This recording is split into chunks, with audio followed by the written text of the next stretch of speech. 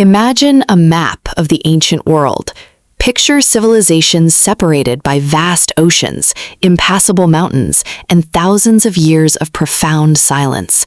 The ancient Maya in the dense jungles of Mesoamerica, the Vedic sages meditating along the banks of the Indus River, the Hebrew prophets walking the harsh, unforgiving deserts of the Levant. They do not trade, they do not speak, they do not even know the others exist. Yet, if you strip away the garments of their distinct cultures, you find a strange, almost terrifyingly precise echo, a hidden architecture of belief that repeats itself over and over again across the globe. What if everything you believed about the absolute division of world religions was only half the story? What if history left behind a single unifying fingerprint? On the surface, a Buddhist monk sweeping a temple courtyard in Kyoto seems to have nothing in common with a Catholic mystic praying in a medieval Spanish monastery. Their doctrines are different. But if we dig into the archaeological dirt, if we trace the psychological evolution of how humans first began to look upward, a different story emerges. In the ancient world, survival meant finding order.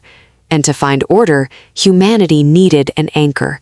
No matter where they built their cities, they always built them around a central point, a physical bridge between the chaotic earth and the perfect, unreachable sky. They called it the Axis Mundi, the center of the world. For the Greeks, it was Mount Olympus. For the ancient Israelites, it was Mount Sinai. For the Hindus and Buddhists, it was Mount Meru.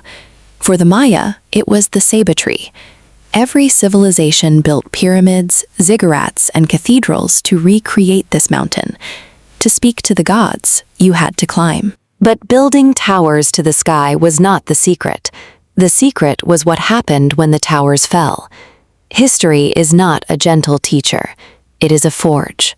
Between the 8th and 3rd centuries BCE, the world experienced a violent transition. The grand temples were burned. The sacred mountains were conquered. If your god lived in a temple, and your enemy burned that temple to the ground, where did your god go?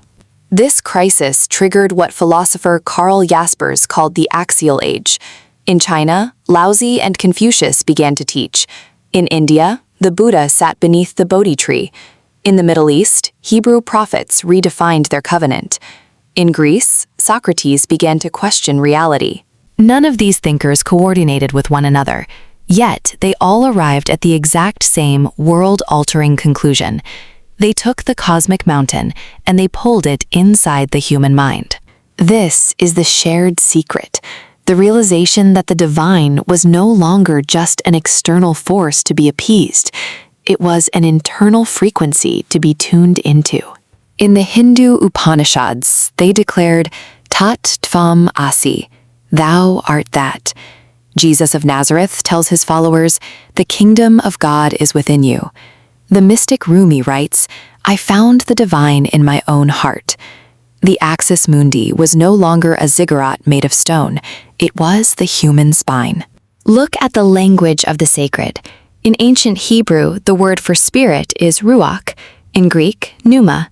In Sanskrit, prana. In Latin, spiritus. In Chinese, qi. Do you know what every single one of those words translates to? Breath. The ancients realized that you do not need to climb a mountain to find the sacred. You only need to sit in silence. You only need to breathe. The divine was not a king sitting on a distant cloud. It was the very animation of life within your chest. Why did a species of highly evolved primates, scattered across a disconnected planet, all develop the exact same psychological architecture? Is religion simply a cognitive byproduct? Or did they all discover the exact same truth because the truth was actually there to be discovered?